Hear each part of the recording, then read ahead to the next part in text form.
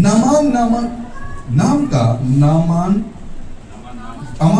अराम के राजा का नामान नाम का सेनापति अपने स्वामी की दृष्टि में बड़ा और प्रतिष्ठित पुरुष था, क्योंकि यहोवा ने उसके द्वारा अरामियों को विजय किया था और वह सूरवीर था, परंतु कोढ़ी था।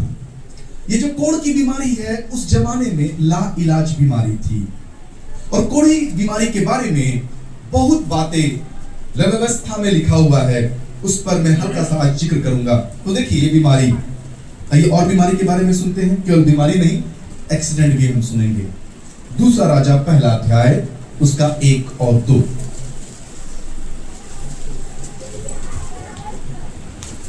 अहाब के मरने के बाद मोआब इस्राएल के विरुद्ध हो गया।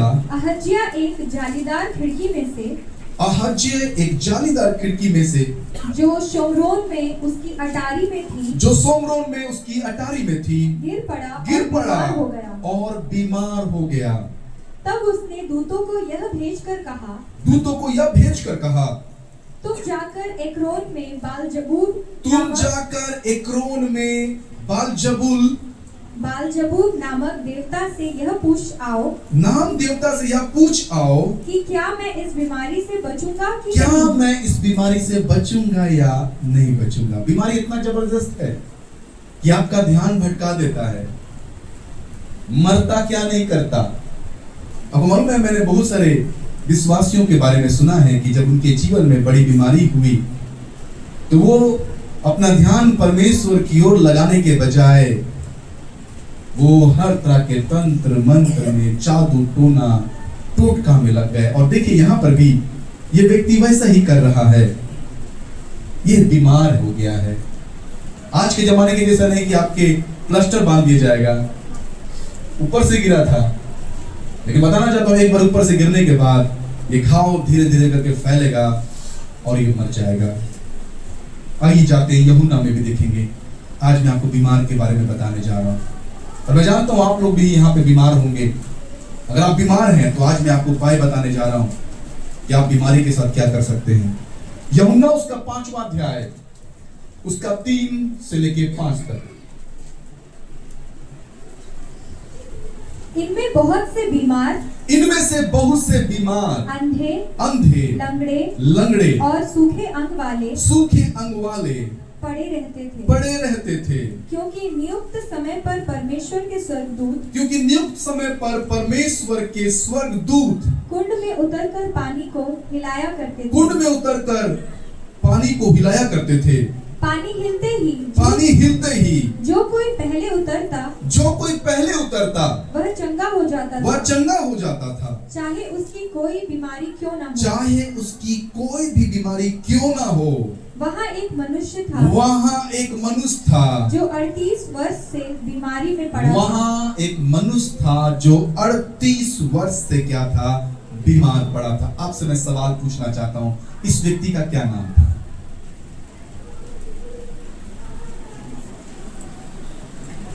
आप लोग घबराइए मत, मैंने आपको शुरू में बता दिया है। बाइबल में जितने भी बीमारों का नाम देखेंगे उनके नाम यहाँ पर नहीं है, वो अपने बीमारी के नाम से फेमस हुए। आइए और वचन देखते हैं। लूका रचित सुसमाचार उसके 5वें अध्याय, माफ कीजिएगा लूका नहीं, मार्कुस की सुसमाचार उसके 5वें अध्याय और उसका 25 और 26।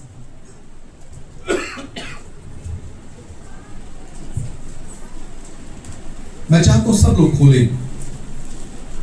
एक स्त्री थी जिसको 12 वर्ष से लहू बहने का रोग था। उसने बहुत बैदों से बड़ा दुख उठाया और अपना सब माल व्यय करने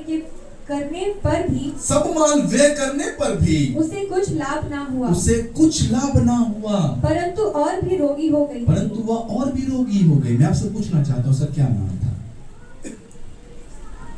इसका? कोई नाम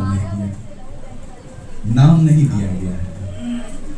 आप समझ सकते हैं, आज के युग में भी बीमार हम सबको कंफ्यूज करके रखा है। उस जमाने में भी बीमारी इतना जबरदस्त था कि लोगों को उस बीमारी के नाम से पहचाना जाता था।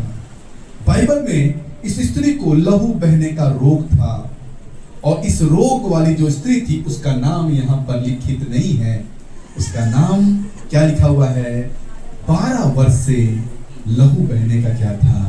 रोग था। आज भी हमारे पास ऐसे से रोग हैं जिसको हल्के में लेते हैं। शुगर, हम हमारे हरकत के लिए ऐसे रहते हैं कि आपको पता लग जाएगा कि इनको क्या हो गया, शुगर हो गया। तो बोले अच्छा आपको भी शुगर है।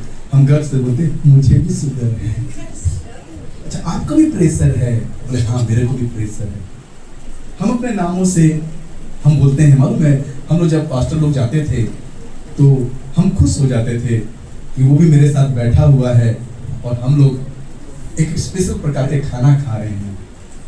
मैं आपको बताना चाहता हूँ, हम जरूर बात करें, वचन की बात करें, लेकिन मैं आपको बताना चाहता हूँ कहीं ना कहीं ये बीमारी आपको नियंत्रित करती है और आपके विश्वास को असर करती है। आज हम बात करने वाले हैं इस पर। अब कैसे सोचते हैं, मैं आपको बताना चाहता हूँ परमेश्वर का वचन जिंदा वचन है और इस वचन में सारे उपाय हैं। अगर आप दुष्ट आत्मा की परिस्थितियों में हैं तो मैं आपको बताना चाहता हूं यह वचन आपको उस दुष्ट आत्मा की तकलीफ से आजाद कर सकता है। लेकिन फर्क इतना है कि हम ज्यादातर लोगों का सुनते हैं तुम क्या कर रहे हो। जब भी मान लीजिए आपको हिचकी आए, कुछ भी आए, आप जल्दी से यूट्यूब पर जाते हैं, ज्यादा हिचकी हो रहा है, हम क्या करें। मुझे अच्छा लगता है कोई मुझे बोलते हैं भैया बताइए इस संदर्भ में बाइबल का वचन क्या बोलता है। मैं आपको बताना चाहता हूँ जीवित कलाम हमारे पास है, चंगाई हमारी मुट्ठी में है। हालेलुया। अगर आपको नौकरी नहीं मिल रहा है, नौकरी आपकी मुट्ठी में है। मुट्ठी वाली बात तो एक एड मैंने देखा था, कर लो दुनिया मुट्ठी में। मैं आपको बताना चाहता हूं ये डायलॉग हमारे लिए होना चाहिए था, कर लो दुनिया मुट्ठी में।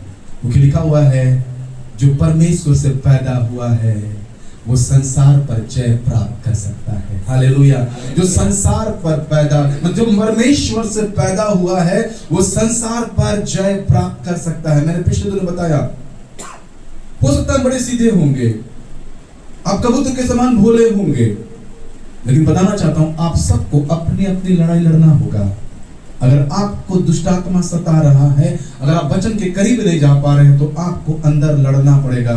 आपको मालूम है अगर आप बतख के जीवन को देखेंगे तो बतख बड़ा शांत नजर आता है, वो पानी में तैर रहा होता है, लेकिन अगर आप अपने दूरबीन को या तो अपने कैमरा को अगर आप नीचे लेके जाएंगे तो आप देखेंगे वो बतख संघर्ष कर रहा है, वो लड़ाई कर रहा है, वो संघर्ष कर रहा है और बड़े तेजी से जा रहा है। बड़े सीधे दिखिए आप लोग, लेकिन अंदर आप लड़िए, अंदर आप लड़िए। अगर आपके बच्चे बदल नहीं रहे हैं तो बताना चाहता हूं आपको अंदर लड़ने की जरूरत है। अगर आपका पति नहीं बदल रहा है, आपकी पत्नी नहीं बदल रही है, आज के वचन के माध्यम से मैं आपको एक सीक्रेट बताने वाला हूं कि आप बदल सकते हैं। With God all things are possible. जब आप शुरुआत मसीह में आए थे तो आपको बहुत बिलीव होता था, आपको लगता था कि ये सारी परिस्थितियां बदल जाएगी, लेकिन जैसे ही आप अनुभवी हो गए अब आपको नहीं लगता है कुछ बदल सकता है। मैं आपको बताना चाहता हूं हमारे चर्च में बहुत सारे वरदान से भरे हुए लोग हैं, मैं उनके नाम को नहीं बताऊंगा। उन्होंने अपने बारे में बताया कि परमेश्वर ने उनको पहले ही सारा जवाब बता दिया। एग्जाम हॉल में बैठने वाले थे, किसी मजबूरी में वो पढ़ नहीं पाए, ऐसा भी मैंने सुना। वो हमारी बहन हमारे बीच में नहीं है, उनके बारे में मैंने सुना, वो बताई प्रभु उनको बता रहा है, प्रभु मैं क्या करूं प्रभु जी, ये एग्जाम हॉल में मैं जा रही हूं, मैं क्या करूं प्रभु, मैं कुछ नहीं पढ़ पाया। बताना चाहता हूं पूरा जैसे कि कंप्यूटर में क्वेश्चन खुला नजर आता है वैसे परमेश्वर ने उसको दिखाया। जब एग्जाम हॉल में वो बैठी तो सेम वही आंसर आया था। ऐसे लोग हैं हमारे क्रिश्चियन में, वो लड़ने वाले लोग हैं, ये बड़े सीधे नजर आते हैं, कबूतर के समान सीधे हैं लेकिन बड़ा काम करते हैं। हालेलुया। इसलिए बताना चाहता हूं अच्छा हुआ हम कबूतर हैं, क्योंकि यीशु मसीह ने सिखाया है नम्र बनो। नम्र बनने का मतलब नहीं कुछ नहीं जानते, नम्र जरूर है लेकिन सब कुछ जानते हैं। सब कुछ जानने के बाद हम कुछ नहीं बोलते हैं, क्योंकि हमको प्रभु ने सिखाया है कि नम्र बनो, क्योंकि मैं क्या हूं, नम्र हूं। आइए हम बात करते हैं वचन से। प्रेरितों के काम उसका 1:8। प्रेरितों के काम उसका 1:8। मैं चाहूंगा जब आप इसे पढ़ने जा रहे हैं, बड़े धीरे से पढ़े। आज मैं चाहता हूं, आज मैं पूरा विषय वस्तु खत्म नहीं करूंगा, लेकिन चाहता हूं कि आज आप इस वचन को समझ ले, और जब आप परमेश्वर के वचन को समझ लेंगे तो आप भी बोल पाएंगे, दुनिया मेरी मुट्ठी में। आइए पढ़ते हैं क्या लिखा हुआ है। परंतु जब पवित्र आत्मा तुम पर आएगा, तब तुम सामर्थ्य पाओगे, और यरूशलेम और सारे यहूदिया और सामरिया और पृथ्वी की छोर तक मेरे गवाह होगे। मैंने इस संदर्भ में आपको बात किया है कि पवित्र आत्मा हम लोग को इसलिए दिया गया है कि हम उसके गवाह हों। इसके बारे में मैंने आपको प्रचार कर दिया है, लेकिन आज मैं बात करने जा रहा हूं, जब तुम पवित्र आत्मा पाओगे तो सामर्थ पाओगे। अगर आप ग्रीक में जाएंगे, ग्रीक में एक शब्द है ड्यूनामिश, जिसका अर्थ है पावर, सामर्थ। वो सामर्थ जो परमाणु बम से भी ज्यादा पावरफुल है।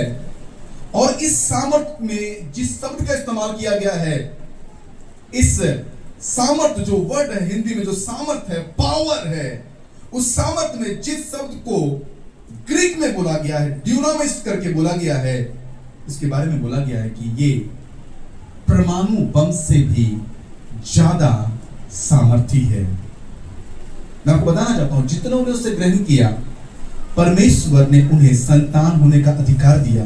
जब हम उसके बच्चे हो गए, जब हमने बपतिस्मा पाया, तो मैं आपको बताना चाहता हूं, हमारे अंदर उसका पवित्र आत्मा आ गया। लिखा हुआ है, मैं जाऊंगा और तुम्हारे लिए एक सहायक को भेजूंगा, जो तुम्हारी सहायता करेगा, जो सदैव तुम्हारे साथ रहेगा। पुराने नियम में पवित्र आत्मा आता था और जाता था, लेकिन नया नियम में पवित्र आत्मा ना आया तो आ गया। भले आपने उसको दबा दिया, भले आपने उसको सीमित कर दिया, ये आपकी प्रॉब्लम है, लेकिन पवित्र आत्मा आपके जीवन में आया है। हालेलुया। इसके बारे में बाइबल में वचन में जाएंगे तो बताना चाहता हूं, जब आपने उद्धार पाया तो बताना चाहता हूं, आपको बयाने में पवित्र आत्मा आपको दिया गया है। हालेलुया। कलीसिया में आपको बताना चाहता हूं, पवित्र आत्मा आपको दिया गया है। अगर आपने उद्धार को पाया है, मैं आपको बताया कि जो कोई परमेश्वर से उत्पन्न हुआ है वो संसार पर जय प्राप्त कर सकता है। और ये जो जन्म हुआ है, ना तो उस इंसान की इच्छा से, ना तो लहू से, परंतु ये परमेश्वर की इच्छा से हुआ है। और जब परमेश्वर की इच्छा से हुआ है तो बताना चाहता हूं, परमेश्वर का वादा है कि वो अपना आत्मा आपको देगा। और जब परमेश्वर का आत्मा आपके जीवन में आया है तो मैं आपको बताना चाहता हूं, वही सामर्थ आत्मा के साथ, वही सामर्थ आपके जीवन में आया है। हालेलुया। आइए वचन को पढ़ेंगे, आपको समझ में आएगा। इफिसियों उसके 3:20 में क्या लिखा हुआ है। अब जो ऐसा सामर्थी है कि हमारी विनती और समझ से कहीं अधिक काम कर सकता है, उस सामर्थ्य के अनुसार जो हम में कार्य करता है। देखिए यहां साफ लिखा हुआ है, अब जो ऐसा सामर्थी है कि हमारी विनती और समझ से कहीं अधिक काम कर सकता है। क्या आप बिलीव करते हैं कि हमारी समझ और हमारी विनती से अधिक कार्य कर सकता है? यस। फिर से पढ़ रहा हूं, शायद आपको नहीं समझे। अब जो ऐसा सामर्थी है कि हमारी विनती और समझ से कहीं अधिक काम कर सकता है। ब्रदर सामुएल, आपकी समझ से वो बढ़कर काम कर सकता है। मनोरमा, आपकी समझ से वो ज्यादा काम कर सकता है। हालेलुया। लॉरेंस, आपके समझ से वो ज्यादा काम कर सकता है, लेकिन हम उसको क्या लेते हैं? हल्के में। जिस सब की मैं बात कर रहा हूं, मैं आपको बताना चाहता हूं, आप सोच भी नहीं सकते, कल्पना भी नहीं कर सकते। कल्पना के लिए मैं आपको लेके जाना चाहता हूं, कल्पना के लिए आपको मैं लेने जाना चाहता हूं। अगर बच्चे थोड़ा डिस्टर्ब करें, थोड़ा सा बाहर घुमा दीजिए बहन, थोड़ा बच्चे को बाहर घुमा दीजिए, तो क्या होगा, बच्चे बाहर की हवा से फ्रेश हो जाएंगे, तो वो शांत हो जाएंगे। ठीक है, आप लोग मदद कर सकते हैं। तो यहाँ पे हम क्या कल्पना कर सकते हैं? अगर आप विज्ञान को पढ़ने में रुचि रखते होंगे, तो विज्ञान में मालूम है सबसे छोटा जो आकार होता है किसका होता है? परमाणु का। और परमाणु को हम लोग साधारण से माइक्रोस्कोप से नहीं नाप सकते। इसका एक विशेष होता है माइक्रोस्कोप जिससे नापा जा सकता है। और मालूम उसका आकार कितना होता है? उसका आकार लगभग 0.1 से 0.5 नैनोमीटर के आसपास होता है, इतना छोटा। और वो छोटा जो परमाणु है, अगर उसको हम विभाजित करने पर क्या होता है? मतलब बड़ा धमाका होता है, और बड़ा धमाका होता है, और पूरा दुनिया क्या हो जाता है? खत्म। वो सामर्थ्य हमारे अंदर है, वो सामर्थ्य हमारे अंदर है, और हम लोग ऐसे ही घूम रहे हैं। मैं बताना चाहता हूँ, वो सामर्थ्य हमारे अंदर है, और हम लोग शांत घूम रहे हैं। नहीं होगा ब्रदर, नहीं हो पाएगा, नहीं कर पाएंगे हम लोग। आज मैं आपको बताना चाहता हूँ, आपके अंदर परमाणु बम से भी विस्फोटक सामर्थ्य आपके अंदर है। हालेलुया। अगर आप वचन को समझ रहे हैं, तो बताना चाहता हूँ, आज ही बड़ा विस्फोट होने वाला है। हालेलुया, आज ही बड़ा विस्फोट होने वाला है। अब सवाल ये उठता है, विस्फोट को कैसे करें? कैसे विस्फोट करें? इस पर हम बात करेंगे। हमारी आत्मा में वो निवास करता है, हमारी आत्मा में वो निवास करता है। आइए वचन से समझने का प्रयास करते हैं। रोमियो उसके 8 के 31 में हम आगे जाएंगे। रोमियो उसके 8 के 31। अतः हम इन बातों के विषय में क्या कहें? यदि परमेश्वर हमारी ओर है, तो हमारा विरोधी कौन हो सकता है? बाइबल में साफ लिखा हुआ है, यदि परमेश्वर हमारी ओर है, यदि परमेश्वर हमारी ओर है। हम लोग वचन को सुनते हैं ना, मैं तुम्हें कभी छोड़ूंगा ना कभी त्यागूंगा, मैं सदैव तुम्हारे साथ हूं। हम बहुत सारे बातों को जानते हैं, लेकिन ये निश्चयता नहीं हो पाता है ना। प्रभु हम लोग को बोलता है, वचन में बताया गया है, और आप लोगों को वचन में बताया जाता है कि प्रभु आपके साथ है, लेकिन ये निश्चयता नहीं हो पाता है हमारे जीवन में। और ये निश्चयता होना बहुत जरूरी है। आपके अंदर एक बड़ा सामर्थ है, यही निश्चयता नहीं हो पाता है। उस भाई को, अनिल को, वो निश्चयता हो गया। उसके पत्नी के कोख में कोई बच्चा नहीं है, लेकिन उसको निश्चयता हो गया, और वो दुकान से कपड़ा लेकर आया। और कपड़ा क्यों नहीं लाया? स्कूल भी बच्चा को छोड़ने के लिए गया, और स्कूल से भी लेकर आया। स्कूल जाता था छोड़ने, स्कूल से लाता था। और बताना चाहता हूं, वो पावर रिलीज हो गया। काम कर रहा है पति, पत्नी के जीवन में काम हो रहा है। काम कर रहा है पति, काम हो रहा है पत्नी के जीवन में। इसलिए मैं बताना चाहता हूं, आपको लगता है कि आपका पति नहीं सुनेगा, विनती कभी नहीं करेगा, लेकिन बताना चाहता हूं, आप हलचल में आ जाइए, आप सामर्थ को पहचान लीजिए। आपकी विनती और समझ से कहीं अधिक काम कर सकता है। वो आत्मा का पावर आपके अंदर है, और जब आप इस बात को समझ लेंगे, तो बताना चाहता हूं, आपके घर में बड़ा चमत्कार इंतजार कर रहा है। अगर मैं बताना चाहता हूं, आज भी मैं आपको प्रोफेसी कर रहा हूं, जो लोग मां नहीं बन रही है, अगर आप इस सामर्थ को पहचानने वाले हैं, यही सामर्थ आपके कोख में कार्य करेगा। और एक बहुत जल्दी से गुड न्यूज सुनने को मिलने वाला है कि आप भी कंसीव हो गए हैं। परमेश्वर ने आपको क्या कर दिया है? संतान दे दिया है। हालेलुया। मैं आपको बताना चाहता हूं, यह निश्चयता होना बहुत जरूरी है, और यही निश्चयता तो नहीं होता है।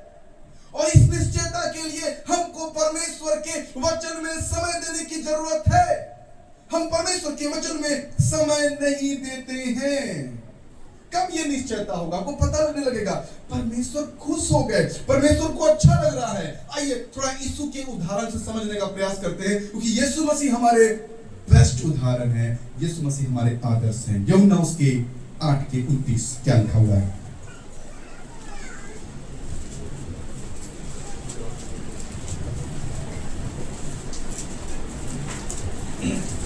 मेरा भेजने वाला मेरे साथ है। मेरा भेजने वाला मेरे साथ है। उसने मुझे अकेला नहीं छोड़ा। उसने मुझे अकेला नहीं छोड़ा, क्योंकि मैं सर्वदा वही काम करता हूँ जिससे वह प्रसन्न होता है। पुराने नियम में अगर देखेंगे तो यूसुफ के बारे में, यूसुफ के भाई लोगों ने 11वें नंबर का भाई था। यूसुफ क्या के नंबर का भाई था?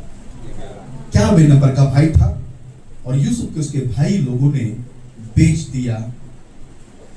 और मालूम है वो वहां पर भी अकेला महसूस नहीं कर रहा है। आप लोग कभी ट्रेनिंग में गए बाहर?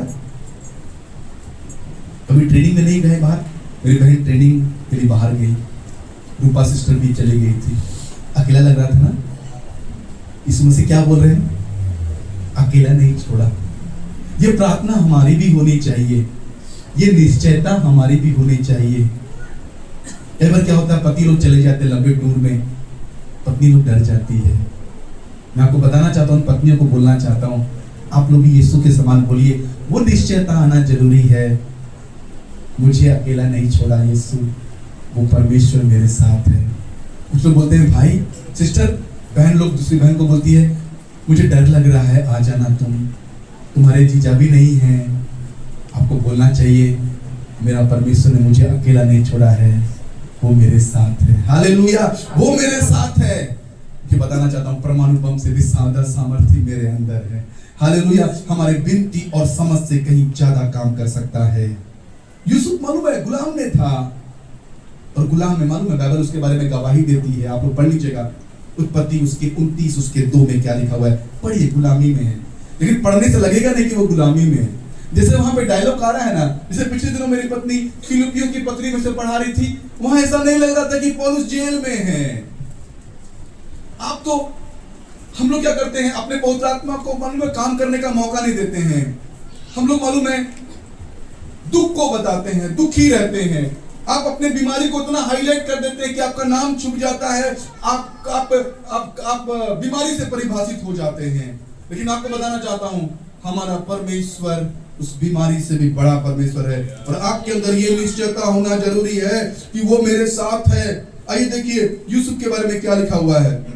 उसने दृष्टि करके क्या देखा कि मैदान में एक कुआं है, और उसके पास भेड़ बकरियों के 3 झुंड बैठे हुए हैं। माफ कीजिएगा, मैंने आपको कुछ गलत 39 पढ़ रहे हैं।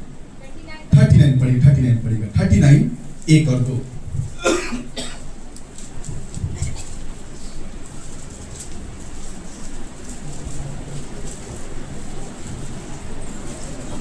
जब यूसुफ मिस्र में पहुंचाया गया, तब पोतीपर नामक एक मिस्री ने जो फिरौन का हाकिम और अंगरक्षकों का प्रधान उसको इस्माइलियों के हाथ से जो उसे वहां ले गए थे मोल लिया। यूसुफ अपने मिस्री स्वामी के घर में रहता था और यहोवा उसके संग था। इसलिए वह भाग्यवान पुरुष हो गया। Praise the Lord. इसलिए वो क्या व्यक्ति बन गया? भाग्यवान। आपके पास नौकरी है इसलिए आप भाग्यवान नहीं है, आपके संग परमेश्वर है इसलिए आप क्या हैं? भाग्यवान है। हालेलुया। अपने नौकरी पर घमंड मत कीजिएगा, बोलिएगा मैं नौकरी पर घमंड नहीं करता हूँ, मेरे साथ मेरा परमेश्वर है इसलिए मैं क्या हूँ? भाग्यवान हूँ। मैं भी आपको बताना चाहता हूँ, मैं मिनिस्ट्री में हूँ, मैं इस पर घमंड नहीं करता हूँ, लेकिन मेरे साथ मेरा परमेश्वर है इसलिए मैं क्या करता हूँ? भाग्यवान हूँ। ये निश्चयता है आपके पास। आपको मालूम है बाइबल में एक व्यक्ति है जिसका नाम अब्राहम था, उसके जो भतीजे लूत को एक राजा लेके चला गया। मालूम है उसको अंदर ये निश्चयता था कि उसका परमेश्वर उसके साथ है। 318 सूरवीरों को लेकर चला गया। 318 में कुछ होने वाला नहीं है। एक बड़ा साम्राज्य के राजा को हरा कर वो वापस आया। ये निश्चयता आपको होना पड़ेगा। अगर ये निश्चयता आपके अंदर है तो चमत्कार आपका इंतजार कर रहा है। हालेलुया। मैं आज आपसे बोल रहा हूं, अगर ये निश्चयता आपके साथ है तो चमत्कार आपका इंतजार कर रहा है। अब उसी वचन में जाते हैं। मेरा भेजने वाला मेरे साथ है, उसने मुझे अकेला नहीं छोड़ा, क्योंकि मैं सर्वदा वही काम करता हूं जिससे वह प्रसन्न होता है। अब ये निश्चयता कैसे होगा? मैं कल किसी से बात कर रहा था। अगर आपका बच्चा छोटा बच्चा है, मालूम है मेरी बेटी जब वो मेरे साथ होती है तो कॉन्फिडेंस से भर जाती है और वो बोलती है पापा यही वाला खरीद दीजिए, और मैं खरीद देता हूँ, क्योंकि उसको निश्चय है कि मेरे पापा मेरे लिए खरीद देंगे। आपको मालूम है मेरी बेटी मुझे पकड़ कर डांस कराती है। उसको मालूम है ये बंदा मेरे साथ क्या करेगा, डांस करेगा। मैं भी सीख रहा हूँ, पेरेंटिंग में सीख रहा हूँ। मेरी पत्नी मुझे बताती है कि अगर आपके साथ नहीं उछलेगी तो क्या बाहर वालों के साथ उछलेगी? आप चाहते हैं कि आपका बच्चा बाहर वालों के साथ उछले? मैं बोला नहीं, मैं नहीं चाहता हूँ कि मेरी बेटी बाहर वालों के साथ उछले। ठीक है, मैं ही उछलता हूँ। हालेलुया, मैं ही उछलता हूँ। अब मेरी बेटी बहुत खुश हो जाती है। तो प्रियो, मैं आपको बताना चाहता हूँ, मैंने सीखा जेपी से।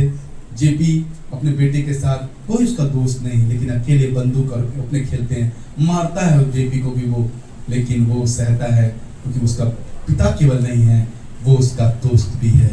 आपको बताना चाहता हूँ, जब हमारे बच्चे गलती करते हैं तो मालूम है उसको ये निश्चयता नहीं हो पाता है कि पापा देंगे। मेरी बेटी जब मुझे प्रश्न करती है तो मालूम उसको निश्चयता हो जाता है कि पापा से मैं जो मांगूंगा पापा मुझे देंगे। हालेलुया। मैं आपको बताना चाहता हूँ, हम प्रभु को बहुत बहुत धन्यवाद देते हैं। अगर आप हमारे इनकम को देखेंगे, परमेश्वर हमारे लाइफ को ऐसा लेके चलता है कि अगर हमारे कपड़ों को भी देखेंगे आप, कि मैं घमंड के लिए नहीं बोल रहा हूँ, मैं आपको बताना चाहता हूँ कि हम वो कपड़ा खरीदने के लायक नहीं है। मैं आपको बताना चाहता हूँ प्रभु को धन्यवाद। और बहुत ऐसे लोग हैं जिनको हम जानते भी नहीं हैं, वो लोग हमको ब्रांडेड कपड़ा कमीज दे देते हैं, और मैं धोने के लिए सोचता हूँ उसको। फिर मैं भी क्या करता हूँ, ये लोग आदर के साथ दिए तो मैं भी आदर के साथ उसको ड्राई क्लीन में पहुंचा देता हूँ। क्योंकि मैं जानता हूँ, मैं भी सीख रहा हूँ, अनिल भाई के द्वारा सीख रहा हूँ कि हम भी अब विश्वास से काम करेंगे। एक बार ऐसे पास्टर थे, उन्होंने क्या किया, ऐसी रॉयल लाइफ जीते थे तो विश्वासी को खटक गया, बोला इसको हम 100 रुपये गिफ्ट दिए, वो सर्फ एक्सेल लेकर आया। उसको तो घड़ी खरीदना था, उसको क्या मालूम उसका विश्वास घड़ी में नहीं है, उसका विश्वास सर्फ एक्सेल में है। और मालूम है उस बहन ने उसको गिफ्ट देना बंद कर दिया। मालूम ऐसे शैतान काम करता है। बहुत लोग बोले अच्छा अभी मालूम है जोश भाई गाड़ी नया हो गया, आप नहीं देंगे इसको। तो बताना चाहता हूँ, आप लोग की वजह से घर नहीं चलता है, ऊपर वाले की वजह से चलता है। अगर बताना चाहता हूँ, मैं भेद की बातों में बता रहा हूँ। सचमुच में बहुत देखा जाए तो पैसा देखते हैं तो कुछ नहीं होने वाला है, क्योंकि बताना चाहते हैं जब परमेश्वर को देखकर चलते हैं तो परमेश्वर बड़ा काम करता है। जनवरी में प्रभु ने हम लोग अच्छे कपड़े दिए, क्रिसमस में मिलता ही मिलता है, हम लोग क्रिसमस के बाद भी मिल रहा है, और हम लोग अच्छा से घूम रहे। तो मैं बताना चाहता हूँ, आपके अंदर जो निवास करता है आप उसके बारे में सोच नहीं सकते हैं, वो आपके अंदर रहता है। हालेलुया। तो अब सवाल ये उठता है,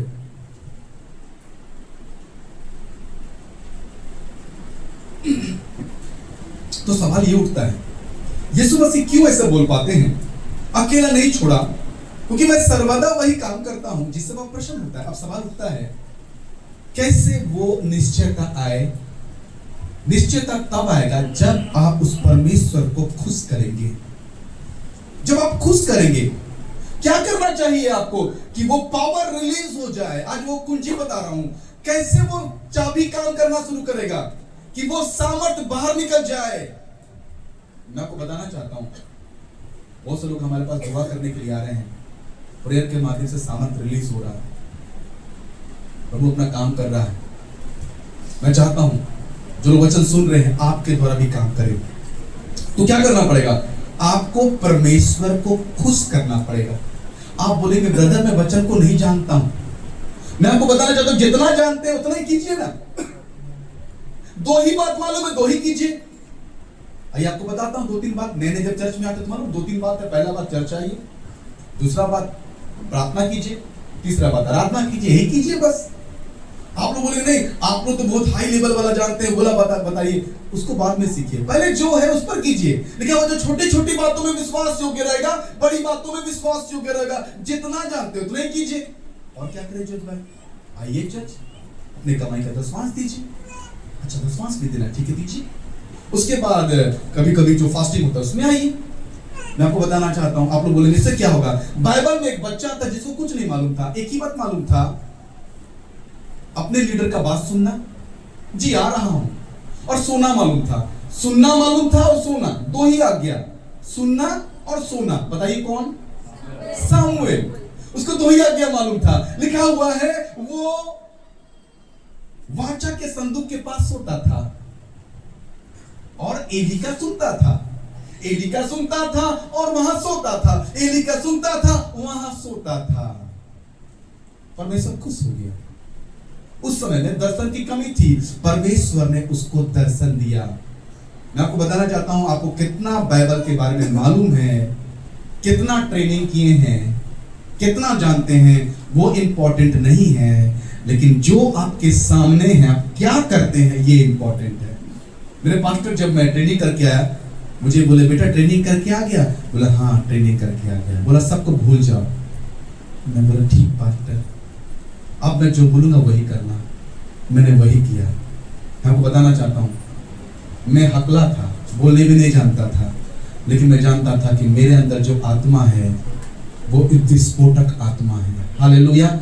इसलिए आप जो नहीं जानते हैं वो पवित्र आत्मा आपको सिखाएगा, लेकिन जो जानते हैं उसको कीजिए, परमेश्वर खुश हो जाएगा। अगर एक पापा खुश हो जाते हैं तो उसको लैपटॉप दे देते हैं, पापा खुश हो जाते हैं तो मोबाइल दे देते हैं, पापा खुश हो जाते हैं तो साइकिल दे देते हैं। तो बताना चाहता हूं अगर आपके जीवन में बीमारी है तो क्या परमेश्वर उसको चंगा नहीं करेंगे? आपके अंदर निश्चयता हो जाएगा। हाँ मैं बोलता हूं अपने लिए यीशु के नाम से चंगाई को बोलता हूं। अगर मेरे जीवन में कर्ज का स्पिरिट काम कर रहा है तो मैं जानता हूं आपको निश्चयता हो गया कि मैं परमेश्वर का बच्चा हूं। वहां पर एक विधवा थी जो कर्ज में डूबी हुई थी, कोई उपाय नहीं था, लेकिन परमेश्वर ने उसको थोड़े से तेल के माध्यम से कर्ज से निकाल दिया। अगर वो परमेश्वर पुराने नियम में काम कर रहा है तो वो परमेश्वर नया नियम में भी काम कर रहा है, क्योंकि हमारे अंदर वो आत्मा है जो हमारे सोच से बढ़कर क्या करता है, काम करता है। आइए अब देखते हैं, आगे जाते हैं। हमने यीशु के बारे में सुना, हमने सामुएल के बारे में सुना, और में एलिया साधारण सा व्यक्ति कारमेल पर्वत पर अकेला, लेकिन उसने परमेश्वर को खुश किया और सारे जो लोग थे उनको लज्जित कर दिया। मैं बताना चाहता हूं अपने स्कूल में आप अकेले होंगे लेकिन आप विस्फोटक होंगे। हालेलुया। अपने अपने अपने हॉस्पिटल में आप अकेले होंगे लेकिन विस्फोटक होंगे। क्या विश्वास करते हैं? अगर आप विश्वास करते हैं इसलिए वचन सुनिए। मेरी पत्नी जब बीमार होती है तो रात भर वचन सुनती है और मेरा नींद को भी चोरी कर लेती है। मैं परेशान हो जाता हूँ। मैं बोल सुनो ना, मुझ पर भी दया करो, मैं सोना चाहता हूँ। लेकिन मैं बोलता हूँ कि ठीक है ये इसकी अंदर की बात है, आत्मिक बात है, वो अपने अंदर के पावर को जनरेट करती है, इसलिए शायद वो कर रही है। शायद मैं सोचता हूँ ऐसे ही करती है जनरेट, जब वो नहीं सकती है, जब अपने परिवार की बातों को सुनती है। जिस प्रकार आपको बताना चाहता हूँ हम लोग इंसान हैं, कोई बात से लग जाता है, यदि हम निराश हो जाते हैं, आपको लगता है क्या होगा, कैसे करेंगे। मैं बताना चाहता हूँ इस गुण को ले लीजिए, आप भी वचन सुनना शुरू कीजिए, वो पवित्र आत्मा जनरेट होगा, वो पवित्र आत्मा जनरेट होगा, वो पवित्र आत्मा जनरेट होगा। एक बड़ा विस्फोट आपकी जिंदगी में हो जाएगा। हालेलुया। अगर आपको लगता है कि नहीं सकेंगे, एंजाइटी, ये तकलीफ नहीं होगा, कंपनी का मालिक निकाल दिया, नहीं होगा, आइए उसी समय वचन को सुनना शुरू करें। जब वचन सुनना शुरू करेंगे तब आप भी यीशु के समान बोलेंगे, मेरा भेजने वाला मेरे साथ है, उसने मुझे अकेला नहीं छोड़ा, क्योंकि मैं सर्वदा वही काम करता हूं जिससे वह क्या होता है, प्रसन्न होता है। आज मैं आपको बताना चाहता हूं, उस आत्मा को आपके जीवन में मैं चाहता हूं कि वो काम करे। मैं आपको बताना चाहता हूं, पवित्र आत्मा काम करता है, पवित्र आत्मा की है बात, लेकिन परिपूर्णता की लोग बिलीव नहीं करते हैं। आज हमें पवित्र आत्मा से भरने की जरूरत है। लिखा हुआ है इफिसियों में कि दाखरस के मत वाले नहीं, लेकिन पवित्र आत्मा से परिपूर्ण होते जाओ। परिपूर्णता हमारे जीवन में प्लास्टिक को लेकर आएगा। आप लोग पवित्र आत्मा पाए हैं, लेकिन आपके जीवन में परिपूर्णता में आप आगे नहीं बढ़ना चाहते हैं। आप विवादों में फंस जाते हैं। शनिवार को प्रचार था मेरा, विवादों में ना फंसे। और आज मालूम है शैतान को मालूम है आप बहुत वचन जानते हैं, इसलिए विवाद भरा YouTube चैनल आपके पास भेज देता है और विवादों में फंस जाते हैं और आप सिद्धांतिक बनने लगते हैं और आपका पवित्र आत्मा जो पावरफुल है वो भी बैठ जाता है। तो खराब लग रहा है, अरे ये तो पहले बहुत कुछ कर रहा था, अब शांत हो गया है। आपके पवित्र आत्मा को मत बुझाओ। लिखा हुआ है, अपने अंदर के आत्मा को मत बुझाओ। बगल वाले को बोलिए, अंदर के पवित्र आत्मा को। वहां पे आज्ञा बोला है, प्रज्वलित करो। एक वर्ड आया है, प्रज्वलित करो। अब मालूम है गांव में आप जाएंगे, पता नहीं वो सिस्टम है कि नहीं, लकड़ी को जलाने के लिए जलता है ना, मालूम है थोड़ा सा अंगूर होता है, पाइप टाइप का होता है, वही काम कीजिए, प्रज्वलित। अगर आप प्रज्वलित नहीं करेंगे तो धीरे धीरे करके वो आग ठंडा पड़ जाएगा। मालूम है मैंने गांव में ये भी देखा है, सुबह जो लोग नाश्ता चाय बनाते हैं, मालूम है रात का जो अंगूर है उसी में वो फिर से प्रज्वलित करते हैं और वो आग पकड़ लेता है और फिर 2-3 लकड़ी फिर डाल देते हैं और चाय बन जाता है। पता नहीं आप लोग की लाइफ में ऐसा हुआ है कि नहीं। गांव जाइए, अगर गांव जाएंगे तो आपको मालूम एक पिक्चर नजर आएगा पवित्र आत्मा के परिपूर्णता में प्रवेश करने के लिए। आइए पहला राजा उसका 18 उसका 36 पढ़ेंगे।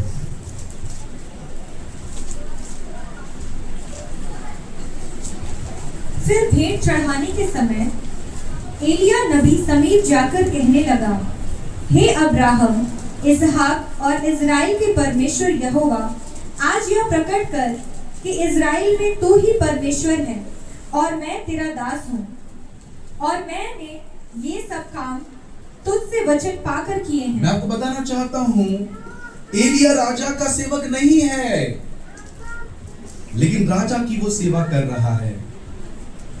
वो पब्लिक का सेवक नहीं है, लेकिन वो पब्लिक का सेवा कर रहा है। आपको बताना चाहता हूं, एलिया ने परमेश्वर को खुश किया है। आप लोग बताना चाहता हूं, लोगों के बीच में आप जा रहे हैं, लेकिन आप परमेश्वर के बच्चे हैं और आप परमेश्वर को खुश करेंगे, परमेश्वर आपके लिए कार्य करेगा। तब महसूस करेंगे कि परमेश्वर मेरे क्या है, साथ है। पावर रिलीज कब होगा, सामर्थ कब बाहर निकलेगा? जब ये निश्चयता हो जाएगा कि परमेश्वर मेरे साथ है। आज हम बात करेंगे, लेकिन क्या कारण है कि वो सामर्थ को हम लोग दबा दे रहे हैं? क्यों, कैसे वो सामर्थ दब जा रहा है? आइए इस पर हम लोग चर्चा करेंगे। क्या वो परमेश्वर आपके साथ है? मैं सवाल से साथ आगे बढ़ना चाह रहा हूं। क्या आपके साथ वो परमेश्वर है? ये निश्चयता आपके अंदर है? इस्राएली लोगों को प्रतिज्ञा दिया गया था कि मैं तुम्हारे साथ रहूंगा, लेकिन प्रतिज्ञा पाए हुए इस्राएली लोग क्यों खत्म हो गए? क्यों खत्म हो गए? क्यों मसीह लोग पावरफुल हैं, लेकिन क्यों बैकस्लाइड हो गए? क्यों परमेश्वर से दूर हो गए? इस पर चर्चा करेंगे। आइए खोलेंगे भजन संहिता 78। भजन संहिता 78, बड़े धीरे से पढ़िएगा। आपके लाइफ के बारे में बात कर रहा हूं। आज मैं आपसे बात कर रहा हूं, क्यों आपके पावर रिलीज नहीं हो रहे हैं? क्यों पावर निकल नहीं रहा है? कारण क्या है? भजन संहिता 78:41। वे बार-बार परमेश्वर की परीक्षा करते थे। वे बार-बार परमेश्वर की परीक्षा करते हैं। और इज़राइल के पवित्र को खेदित करते और हैं। इस्राएल के पवित्र को खेदित करते हैं। क्यों निश्चयता नहीं हो रहा है? क्योंकि बार बार वो परमेश्वर की परीक्षा करते हैं। क्योंकि आपको परमेश्वर के वचन में बढ़ जाना चाहिए, लेकिन अब तक आप परमेश्वर की परीक्षा कर रहे हैं। मैं ये ना हो जाएगा ना, तब प्रभु आप में बढ़ेंगे। ये परीक्षा है। शुरुआत पर कर लीजिए, पहला वाला में कर लीजिए, दूसरा वाला में एकदम कदम बढ़ा दीजिए। मैं धन्यवाद देता हूं उस परिवार के लिए। दूसरा रात में बुढ़िया वस्त्र लिए और नदी चले गए वो लोग, मन फिरा लिए। आज के बाद से मेरा एक ही परमेश्वर है। बड़ा काम होगा, एक बड़ा काम होगा, क्योंकि जितना आप परमेश्वर को अलाउ करेंगे उतना बड़ा काम होगा। 100% तो हर 100%, 10% अगर आप 10% में रहेंगे 10% तो 10% होगा। 100% बढ़ेंगे तो 100% काम होगा। थोड़ा सा प्रभु थोड़ा देख ले, टेस्ट कर लो, क्या सोचेगा, तो वैसे ही होगा काम। यानी कि सामर्थ आपके अंदर है, सामर्थ को रिलीज करने का भी कुंजी आपके पास है। मैं बताना चाहता हूं, वो परमेश्वर गाना गाते हैं, प्रभु यहोवा तूने बड़े सामर्थ से आकाश और पृथ्वी बनाया। प्रभु यहोवा तूने बड़े सामर्थ से आकाश और पृथ्वी बनाया। तेरे लिए कुछ ना कठिन, तेरे लिए कुछ ना कठिन, हो तेरे लिए कुछ ना कठिन, तेरे लिए कुछ ना कठिन। तू है महान पराक्रमी परमेश्वर, कुछ ना कठिन, कुछ ना कठिन, तेरे लिए कुछ ना कठिन, कुछ ना कठिन, कुछ ना कठिन, तेरे लिए कुछ ना कठिन। तो परमेश्वर के लिए कुछ भी बातें कठिन नहीं है। उसने पूरे ब्रह्मांड को बनाया। जब हम उसके ब्रह्मांड को देखते हैं तो ब्रह्मांड का कोई अंत नजर नहीं आता है। तो मैं आपको बताना चाहता हूं, परमेश्वर के सामर्थ का भी कोई अंत नहीं है। लेकिन उस सामर्थ का कोई अंत नहीं है। लेकिन क्या कारण है कि वो अंत विश्वासियों के नजर में आता है? परमेश्वर ने चॉइस दिया है। परमेश्वर के पावर का कोई भी अंत नहीं है, असीम सामर्थ। लेकिन वो असीम सामर्थ हमारे जीवन में देखने को नहीं मिलता है, क्योंकि हमारा चॉइस ही गलत है, हमारा इच्छा ही गलत है। इसके वजह से हम लोग परमेश्वर के सामर्थ को सीमित कर देते हैं, जबकि परमेश्वर का सामर्थ असीमित है। क्या परमेश्वर के सामर्थ जो असीमित है, क्या आप विश्वास करते हैं कि उसका सामर्थ असीमित है? तो क्यों उसका सामर्थ सीमित हो गया? क्योंकि बार बार परमेश्वर की परीक्षा करते थे और इस्राएल के पवित्र को क्या करते थे? खेदित करते थे। आप लोग दुखी कर देते हैं परमेश्वर को। परमेश्वर पवित्र आत्मा आना जाना नहीं है, लेकिन लिखा हुआ है पवित्र आत्मा शोकित हो जाएंगे। बहुत से लोग बोलते हैं पवित्र आत्मा आएंगे। मैं आपको बताना चाहता हूं, पवित्र आत्मा आना जाना नहीं है। जरूर गाना गाते हैं हम लोग, पवित्र आत्मा, हाँ परिपूर्णता की बात है, परिपूर्ण हो जाते हैं हम लोग। आना जाना नहीं है पवित्र आत्मा। अगर आना जाना है तो अभी भी हम पुराने नियम में हैं। पवित्र आत्मा आना, क्योंकि उसने बोला सदैव मैं तुम्हारे साथ रहूंगा। आपके अंदर रहने के बाद भी अगर आपने ऐसा काम किया है तो उससे वो क्या हो जाएंगे? खेदित हो जाएंगे। पवित्र आत्मा को खेदित मत करो, शोकित मत करो, नहीं तो छुटकारे के दिन जो तुम्हारे जीवन में छाप लगा है उसको खेदित मत करो। आइए यहां पे हम देख रहे हैं, इस्राएलियों ने परमेश्वर की परीक्षा की। उन्होंने उस शक्ति को सीमित कर दिया। वो परमेश्वर जो लाल समुद्र को दो भाग किया, और बताना चाहता हूं इन्होंने परमेश्वर को खेदित किया, उसकी शक्ति को सीमित कर दिया। आज भी हम लोग परमेश्वर को सीमित कर दे हैं। आज मालूम है कैसा जीवन जी रहे हैं? उधार पाए हुए लोग हैं हम लोग, लेकिन आज हम लोग रोटी कपड़ा और मकान में पड़े हुए हैं। हमको परमेश्वर के राज्य के लिए जीना चाहिए था, लेकिन आज हम लोग रोटी और कपड़े के बारे में सोच सोच के परमेश्वर की परीक्षा करते हैं और उसको खेदित करते हैं। आइए और वचन को बताना चाहता हूं मैं आप लोगों को। भजन संहिता 78 5 और 6 पढ़िए। उसने तो याकूब में एक चेतावनी ठहराई। उसने क्या हुआ? उसने तो याकूब में एक चेतावनी ठहराई और इस्राएल में एक व्यवस्था चलाई। और इस्राएल में एक व्यवस्था चलाई जिसके विषय उसने हमारे पितरों को आज्ञा दी कि तुम इन्हें अपने अपने बाल बच्चों को बताना कि आने वाली पीढ़ी के लोग अर्थात जो बच्चे उत्पन्न होने वाले हैं वे इन्हें जाने और अपने बाल बच्चों से इनका बखान करने में उद्यत हो। साथ भी पढ़ दीजिएगा। जिससे वे परमेश्वर का भरोसा रखे और परमेश्वर के बड़े कामों का भूल ना जाए परंतु उसकी आज्ञाओं का पालन करते रहें। मालूम है परमेश्वर ने व्यवस्था दिया है। परमेश्वर को जानने इसके लिए क्या दिया है? परमेश्वर ने व्यवस्था। परमेश्वर को जानने इसलिए चर्च चाहिए।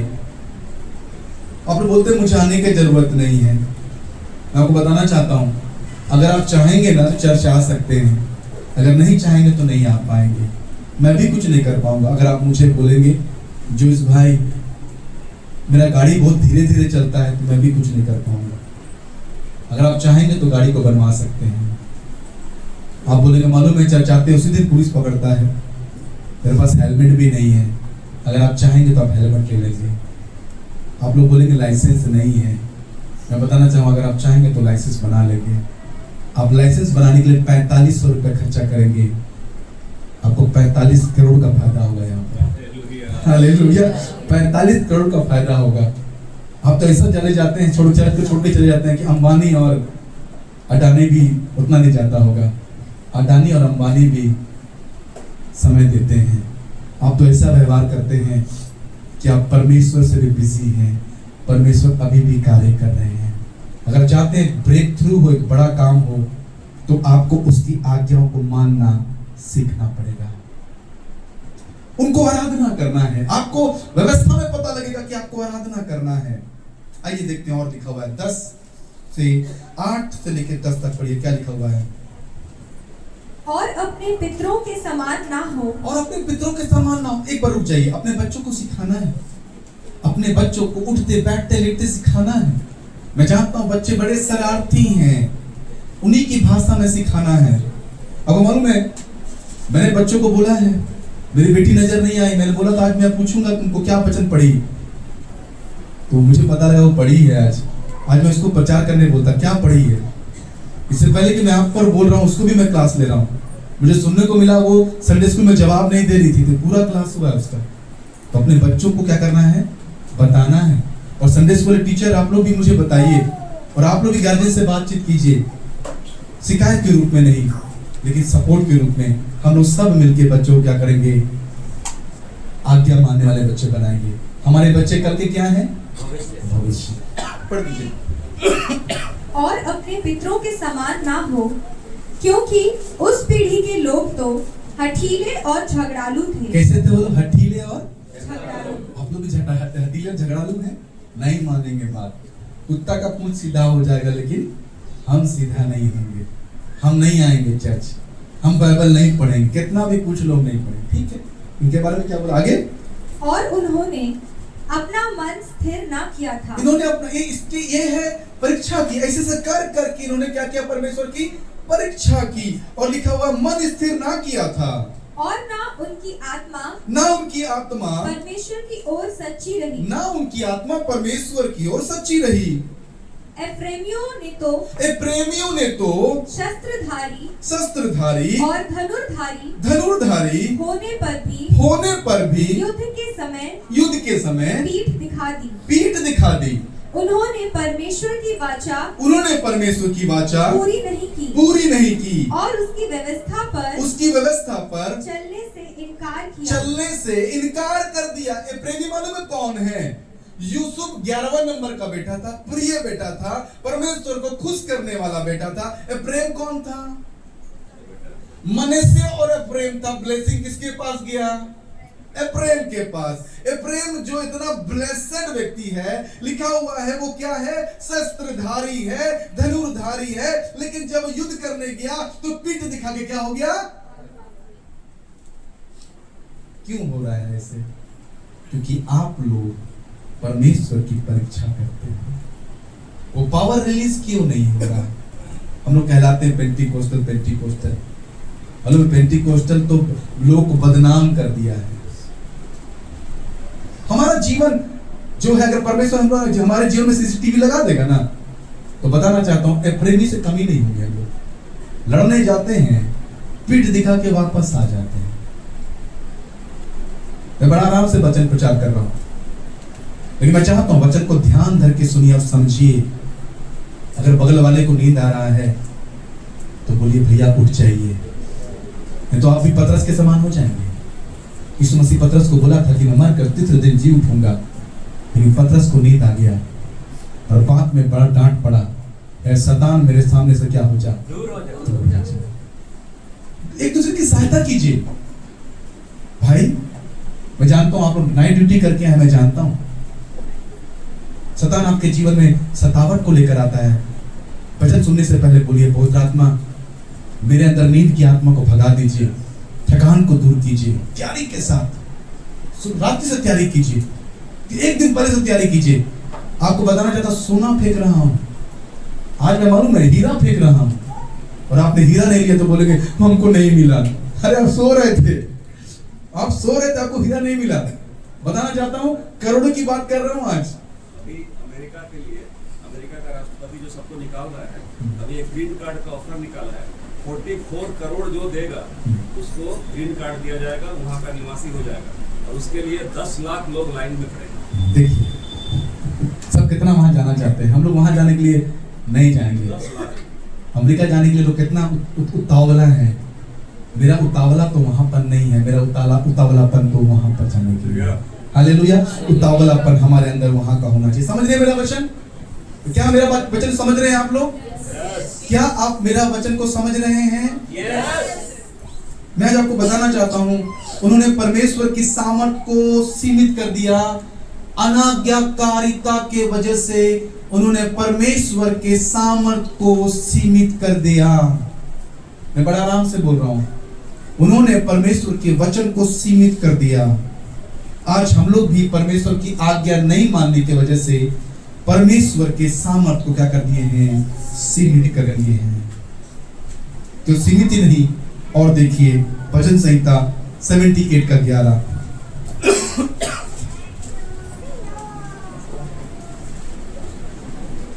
उन्होंने उसके बड़े कामों को और जो आश्चर्य कर उसने उनके सामने किए थे उनको भुला दिया। सबसे बड़ी बात तो देखिए, अगर आपके जीवन में अनाज्ञाकारिता प्रवेश कर गया, अगर आपने परमेश्वर के वचन को हल्के में लेना शुरू कर दिया, तो बताना चाहता हूं अनाज्ञाकारिता आपके लाइफ का हिस्सा बन जाएगा।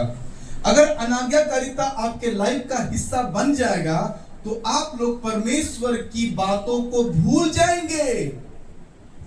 भूल गए, इन्होंने परमेश्वर की बातों को भुला दिया, और जैसे ही भुला दिया, मैं बताना चाहता हूं आगे आप देखेंगे, जैसे ही आप भुलाएंगे एक जन घुस जाएगा, और वो घुसेगा और आपके जीवन में कब्जा करेगा। बीमारी आ जाएगी। बाइबल में बीमारी कई बार शैतान के द्वारा लाया गया है। बीमारी आ जाएगा। ये देखिए यहां पे लिखा हुआ है, अवाज्ञाकारिता में भुला दिया।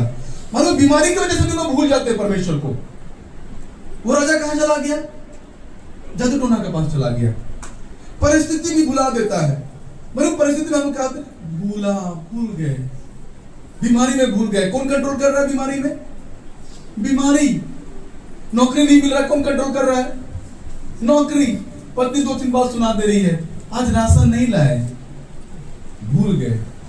अरे बताना चाहता हूं, यहोवा यिरे हमारी हर जरूरतों क्या करेगा? पूरा करता है। जवान सी को तो घटी होती है, लेकिन उसके खोजे वो किसी भली वस्तु की घटी ना होगी। आइए वचन संहिता में जाएंगे फिर से 103 का 3। वही तो तेरे सब अधर्म को क्षमा करता। जब भी आपको लग रहा है कि हमने परमेश्वर को खेदित किया है, धन्यवाद के साथ उसके पास जाइए, उसकी आराधना करते हुए उसके पास जाइए। और वो लिखा हुआ है, वही तो तेरे सब अधर्म को क्षमा करता और तेरे सब रोगों को चंगा और करता है। तेरे सब रोगों को चंगा करता है। परमेश्वर के पास आने से पहले उसको धन्यवाद दे और अपने सारे पापों का पश्चाताप करे कि आपने उसके प्रति अवाज्ञाकारिता को किया है, आपने अवज्ञा किया है, अपने अनाज्ञाकारिता को किया है। अपने पापों से क्षमा मांगिए कि प्रभु मैंने आपको भुला दिया है, मैं आपको जानता था। परमेश्वर आपके कार्य के लिए हमेशा मेरे हाथ खुले रहते थे, लेकिन मेरे अंदर संसारिकता घुस गया और मैंने आपकी सारी बातों को भुला दिया, मुझे क्षमा कर दीजिए। अगर आपको लगता है कि आप बहुत अच्छे हैं, आपको परमेश्वर की जरूरत नहीं है, तो बताना चाहता हूं ये आपके लिए परीक्षा है। पिछले दिनों मैंने आपको बताया था, परीक्षा पाप को निमंत्रण देती है और ये पाप शैतान को पावरफुल बनाता है।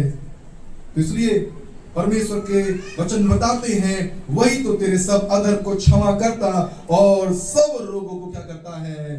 चंगा करता है। आइए भजन संहिता में फिर से आएंगे 78 का 18। हाँ जी। अपनी चाह के अनुसार भोजन मांगकर मन ही मन परमेश्वर की परीक्षा की। ये देखिए, भोजन की वजह से उन्होंने परमेश्वर की परीक्षा की। कल हम लोग बहन से बात कर रहे थे कि वो रोटी और चावल खाते थे। आज हमारे बच्चे रोटी भी नहीं खाना चाहते हैं। काश दानियल जैसे लोग हमारे बीच में होते। और मैं उस बेबीलोन में वहां पर भी फास्ट फूड परोसा जा रहा था, चिकने जो खाने हैं ना। दानियल बोला हम नहीं खाएंगे, हम यही सादा खाएंगे, रूखा सूखा खाएंगे। और तेल से भरा हुआ खाना खाने के बाद भी उनसे ज्यादा खूबसूरत दानियल नजर आया। Praise the Lord. दानियल, आपकी बात को मैं फॉलो कर रहा हूं। बताना चाहता हूं, परमेश्वर ने हमारे फल फ्रूट में चंगाई को रखा है। परमेश्वर ने जो कुछ बनाया अच्छा बनाया है। अगर इस बात को समझ जाएंगे तो आप यीशु के नाम से चंगे हैं। आज मैं जमकर मीठा खाता हूं, हालेलुया। और आपको प्रेरित नहीं कर रहा हूं, खाइए। Praise the Lord. भोजन की वजह से परीक्षा की। हमारे मामले में क्या है? Fancy where, fashion. आज हम फैशन की वजह से परमेश्वर की परीक्षा करते हैं। फैशन में पैसा फेंक देंगे, लेकिन परमेश्वर के राज्य में पैसा नहीं फेंकेंगे। फैशन, बगल वाले को बोलिए फैशन। उस जमाने में भोजन था, आज फैशन है। अगर आप फैशन के अनुसार नहीं चल रहे हैं तो आप बहुत मूर्ख हैं। मेरी पत्नी को मैं हमेशा बोलता हूँ, थोड़ा अपडेट रहो। अपडेट करने के लिए कोमल ने अपडेट कर दिया। यू फाजा व्हाट्सएप, क्या अपडेट किया कि सब डिलीट हो गया? अरे भाई, आज तो जमाना ऐसा है कि सारी बातें बनी रहेगी, अपडेट हो जाएगा। हम लोग यही सब बात करते करते हमारी आत्मिक जीवन इफेक्टिव हो जाता है।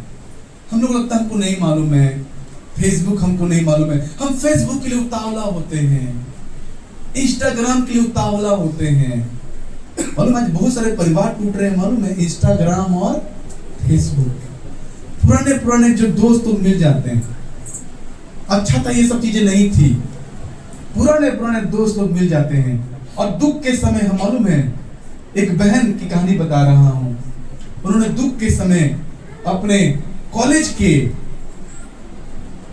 बॉयफ्रेंड को शेयर किया, और शेयर करते करते कब दूर हो गई अपने पति से पता भी नहीं चला। देखिए हो रहा है आज। अब बताइए, ये सोशल मीडिया अच्छा है कि खराब है? अच्छा भी है, खराब है। आज हमको मम्मी को समय देना था। फेसबुक, एक फेस सामने खड़ा है मुरझाया हुआ, उसको हम उत्साहित के वर्ड नहीं बोल रहे हैं। इंस्टाग्राम भी नहीं डाउनलोड किया, करने का सोच रहा हूँ, लेकिन सेवा के लिए। मेरा उद्देश्य सेवा है, लेकिन मेरा मोबाइल भर चुका है, मिटाना पड़ा मेरे को। इंस्टाग्राम मेरे परिवार पर इफेक्ट किया, मैंने इंस्टाग्राम को विदा किया। नहीं चाहिए इंस्टाग्राम। इंस्टाग्राम के माध्यम से कितने लोग के रिश्ते हो जा रहे हैं, लेकिन वो रिश्ते सही भी हैं, कई बार वो रिश्ते धोखा वाला भी है। तो उन्होंने परमेश्वर को क्या क्या खेदित किया। आज लोगों को परमेश्वर पर भरोसा नहीं है, सोशल मीडिया पर भरोसा है। आप लोग भी परमेश्वर को खेदित कर रहे हैं और परमेश्वर की परीक्षा कर रहे हैं। बगल वाले को बोलिए, परमेश्वर की परीक्षा मत कीजिए। यानी कि उनको अविश्वास हो गया। परमेश्वर आसमान से उनके लिए मन्ना गिराया। ये भजन संहिता दाऊद के जमाने में लिखा गया है, लेकिन ये आने वाले समय के बारे में एक प्रोफेसी के समान है, जो कि भजन संहिता 98 में लिखा हुआ है। अविश्वास किया, केवल भोजन की वजह से उन्होंने सीमित कर दिया। फैशन की वजह से हम लोगों ने परमेश्वर के पावर को सीमित कर दिया। लेकिन आज मैं आपको बताना चाहता हूं, अब परमेश्वर के पावर को सीमित मत कीजिए, क्योंकि परमेश्वर का सामर्थ असीमित है। कल परमेश्वर न्याय करेगा। तुम लोगों ने मेरे पावर को सीमित किया है। हालेलुया। आप लोग अपनी बीमारी के लिए मत रोइए, अरे कैसे करेंगे, अरे जनरेटर ऑन कीजिए। हालेलुया, कैसे करेंगे, जनरेटर ऑन। बगल वाले को बोलिए, generator on, light on. Hallelujah. Generator जैसे ही ऑन होगा, लाइट ऑन होगा, और जैसे ही लाइट ऑन होगा, डार्कनेस क्या होगा, गॉन होगा। हालेलुया। इसलिए जनरेटर ऑन करना है। तो क्या करना पड़ेगा, परमेश्वर के वचन को सुनना पड़ेगा। भजन संहिता 78, 19 and 20। वे परमेश्वर के विरुद्ध बोले हाँ। और कहने लगे, क्या परमेश्वर जंगल में मेज लगा सकता है? उसने चट्टान पर मार के जल बहा तो दिया और धाराएं उमड़ चली, परंतु क्या वह रोटी भी दे सकता है? क्या वह अपनी प्रजा के लिए सांस भी तैयार कर सकता?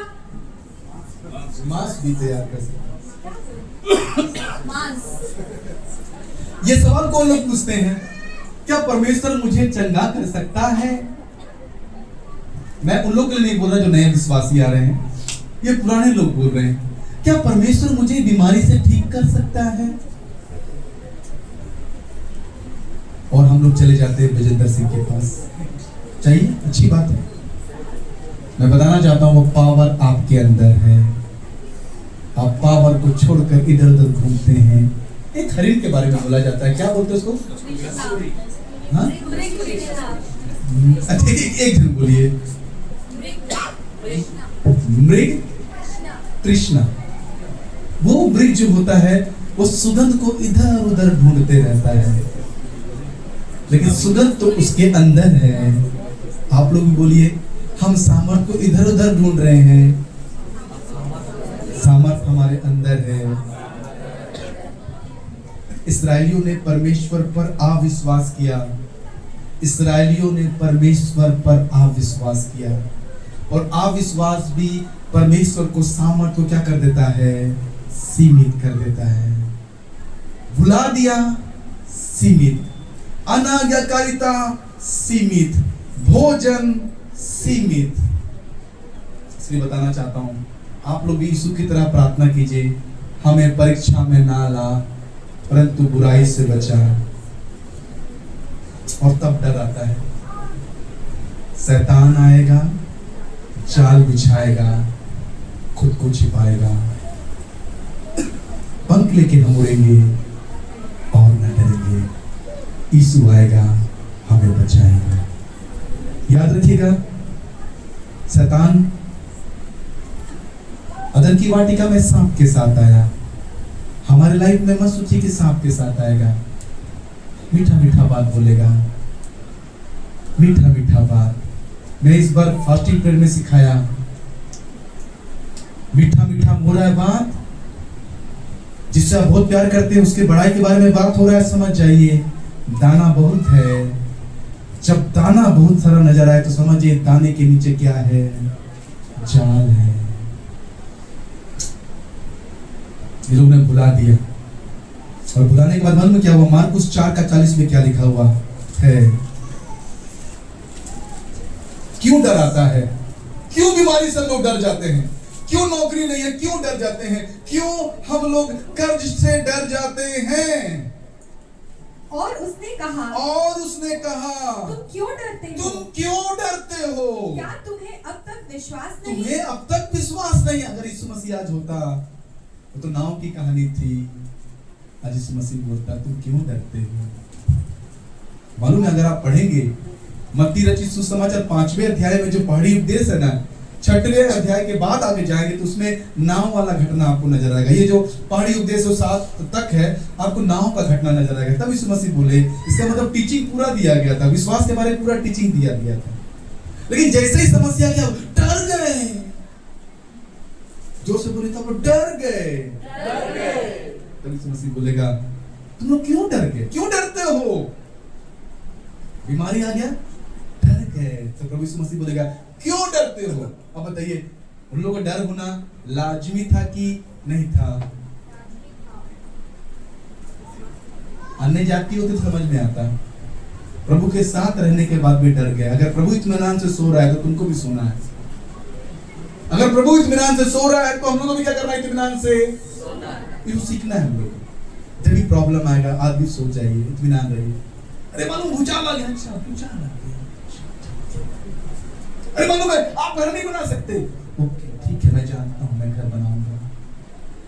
आपको कल नौकरी से निकाल दिया जाएगा, धन्यवाद प्रभु जी, धन्यवाद। इसकी वजह से भी पाप आपकी लाइफ में इंटर नहीं करने पाया। हालेलुया। फिर क्या लिखा हुआ है? उसने उनसे कहा तुम क्यों डरते हो? क्या तुम्हें अब तक विश्वास नहीं? आज यीशु मसीह आपसे बोल रहा है तुम क्यों डरते हो? आपके जीवन में बीमारी है, आपके जीवन में पागलपन की बीमारी है, आपके लाइफ में तंगी है। यीशु मसीह बोलता है क्यों डरते हो? अपने आप को संभालिए और बोलिए प्रभु ने मुझे डर की आत्मा नहीं लेकिन प्रेम और सामर्थ की आत्मा दिया है। हालेलुया। अपने दिल में हाथ रख के बोलिए प्रभु ने मुझे डर की आत्मा नहीं लेकिन प्रेम और सामर्थ की आत्मा दी है। प्रभु ने मुझे डर की आत्मा नहीं लेकिन प्रेम और सामर्थ की आत्मा दिया है। अपने आप से बोलिए सामुएल मत डर क्योंकि मैं तुम्हारे संग हूँ, इधर उधर मत ताक क्योंकि मैं तुम्हारा परमेश्वर हूँ। मैं तुम्हें दृढ़ करूंगा, तुम्हारी सहायता करूंगा, धर्म मैं दाहिने हाथ से तुम्हें क्या करूंगा? संभालूंगा। कर्ज में तो बोलिए जवान सिंह को तो घटी होती है लेकिन उसके खोजियों को किसी भली वस्तु की घटी ना होगी। जनरेटर ऑन होना शुरू हो जाएगा। आइए देखिए इब्रानियों उसका 3 का 12 और 13 धीरे धीरे पढ़ेंगे। आज मैं वर्ड बता रहा हूं, परमेश्वर का वचन बता रहा हूं। क्या लिखा हुआ है? इब्रानियों उसका 3 12 और 13। हे भाइयों, ऐसा मत सोचिए कि भाइयों के बारे में लिखा हुआ है। मैं बहनों के लिए बोलता हूँ। हे बहनों, हे जवानों, हे बुजुर्गों, मैं सबके लिए बोल रहा हूँ। क्या लिखा हुआ है? चौकस रहो कि तुम में ऐसा बुरा और अविश्वासी मन न हो जो तुम्हें जीवित परमेश्वर से दूर हटा ले जाए। देखिए कितना इंपॉर्टेंट बात लिखा हुआ है। क्या लिखा हुआ है यहाँ पे? फिर से मैं ध्यान दे रहा हूँ। लिखा हुआ है तुम में ऐसा बुरा और अविश्वासी मन न हो जो तुम्हें जीवते परमेश्वर से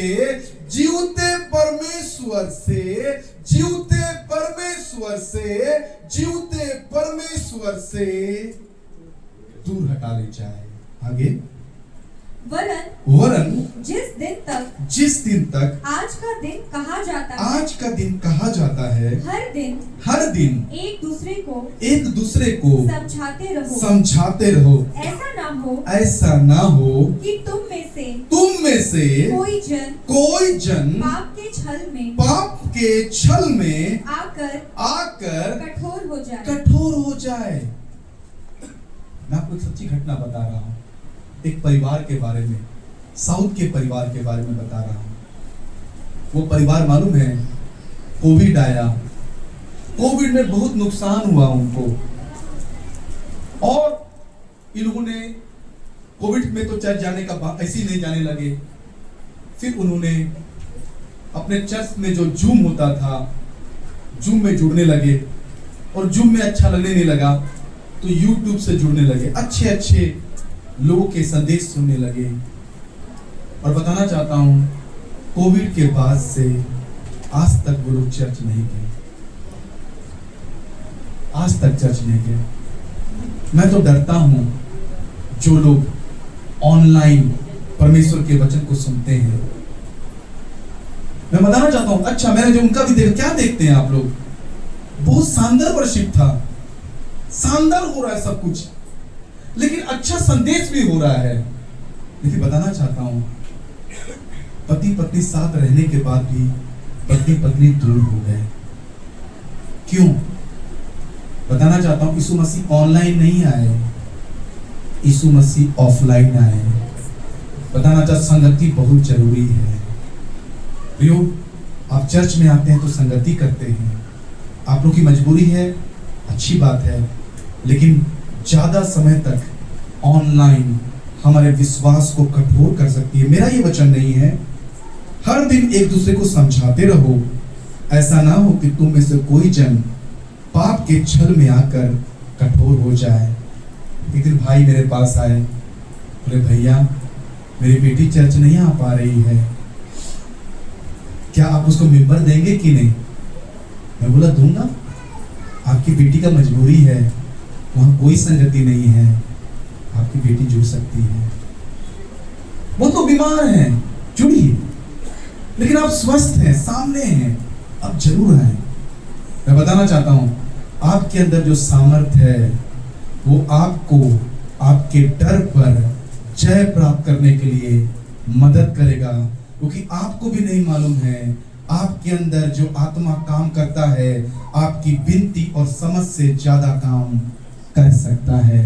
अपने सामर्थ को रिलीज कीजिए, अपने सामर्थ को बहने दीजिए। गाना भी गाते हैं, बहने दे उस हवा को, छू ले हर एक दिल को, तेरा दर्शन हमें मिले, अपने मार्ग पे चला हमको, तेरी महिमा से तेरी सामर्थ्य से फिर से तू अभिषेक कर दे, तेरी महिमा से तेरी सामर्थ्य से फिर से तू अभिषेक कर दे।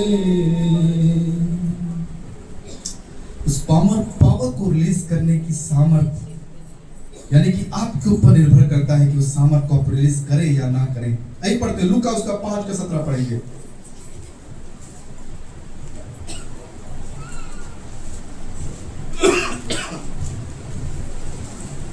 एक दिन ऐसा हुआ कि वह उपदेश दे रहा था और फरीसी और व्यवस्थापक वहां बैठे हुए थे, जो गलील और यहूदिया के हर एक गांव से और यरूशलेम से आए थे, और चंगा करने के लिए प्रभु की सामर्थ उसके साथ थी। जब परमेश्वर के वचन परोसे जाते हैं, मैं आपको बताना चाहता हूं, इसलिए बहुत सारे प्रभु के दास तो वचन सुनाते हैं। आज जब मैं वचन प्रचार कर रहा हूं, प्रभु की सामर्थ यहाँ काम कर रही है। इस वचन में लिखा हुआ है, एक दिन ऐसा हुआ कि वह उपदेश दे रहा था और फरीसी, यानी जब यीशु मसीह उपदेश देते थे तो हर तरह के लोग होते थे। वहां फरीसी होते थे, वहां व्यवस्थापक होते थे, वहां जवान होते थे, वहां बूढ़े होते थे, महिलाएं होती थी, हर तरह के लोग होते थे। वहां यीशु मसीह प्रचार कर रहे थे और यहूदियों के हर एक गांव से और यरूशलेम से वहां लोग आए हुए थे और चंगा करने के लिए प्रभु की सामर्थ उसके साथ थी। आपको बड़ा आश्चर्य होगा इस मीटिंग में कि एक ही व्यक्ति चंगा हुआ। उसका कोढ़ झूला का मारा हुआ था, वो चंगा हो गया। देखिए मैं आधा आधा कहानी इसलिए बताता हूं ताकि घर में आप पढ़े। एक ही व्यक्ति चंगा हुआ। उस व्यक्ति ने परमेश्वर के वचन पर विश्वास किया और लिखा हुआ है 4 लोग उसको ढोकर लाए थे और वो व्यक्ति चंगा हो गया। सदूकी और फरीसी तो विवाद करने लग गए। विवाद करने की वजह से उनका विश्वास रुक गया और कोई चंगा नहीं हुआ। ये व्यक्ति चंगा हो गया। हालेलुया। जब परमेश्वर का वचन परोसा जाए तो हमको परमेश्वर के वचन पर विश्वास करना होगा, प्रतीति करना पड़ेगा, हमको विश्वास करना पड़ेगा। जब हम विश्वास करते हैं तो विश्वास वो कुंजी है जो परमेश्वर के सामर्थ को खोल देता है। और हमारे जीवन में बड़ी से बड़ी बीमारी क्यों ना हो सकता है हमारे जीवन में हमारे बच्चे नहीं हो रहे हैं, लेकिन वो सामर्थ इतना पावरफुल है कि वो सामर्थ हमारे जीवन में उस कोप को खोल देता है और जो भी बीमारी है हमारे जीवन से वो बीमारी दूर हो जाती है। आज मैं आपसे कहना चाहता हूं कि वो सामर्थ आपकी मुट्ठी में है। मैंने बताया अगर आप चाहते कि वो सामर्थ रिलीज हो तो आपके अंदर वो निश्चयता होना पड़ेगा। निश्चयता के लिए आपको परमेश्वर को खुश करना पड़ेगा और जब आप खुश करेंगे तो वो पावर रिलीज होगा। हालेलुया। तो परमेश्वर चाहता है कि हम उसके वचन पर विश्वास करें। भजन संहिता और उसका 78, 32 और 33।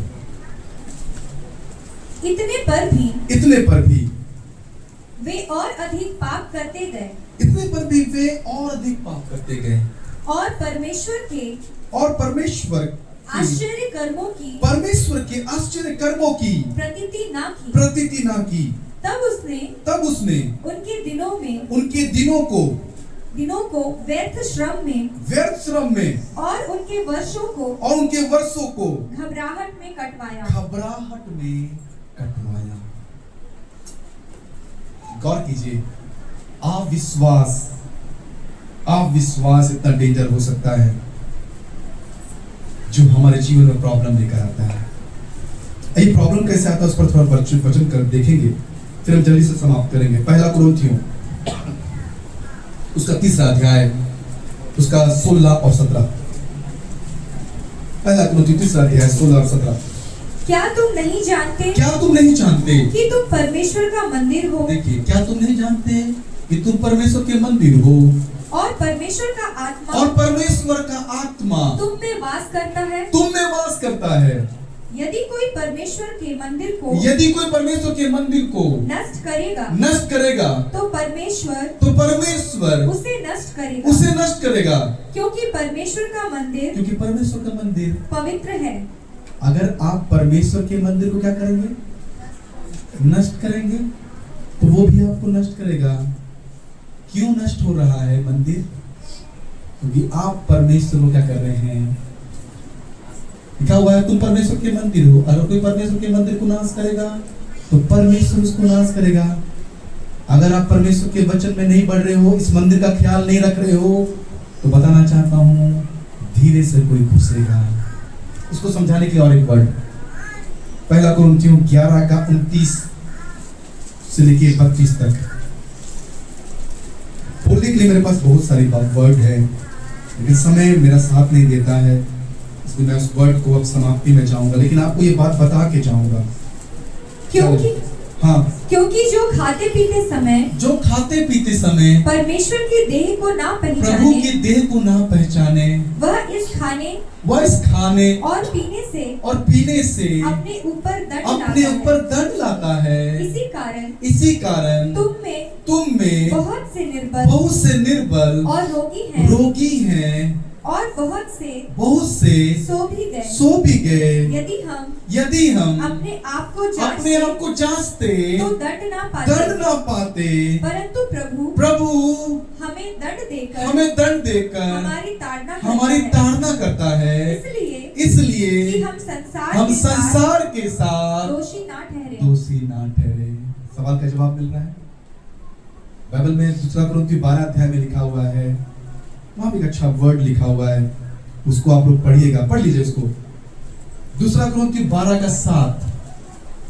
इसलिए कि मैं प्रकाशनों की बहुतायत से, इसलिए कि मैं प्रकाशन की बहुतायत के कारण फूल न जाऊं मेरे शरीर में। देखिए, फूलते हैं हम लोग कभी कभी, बोलिए फूलते हैं।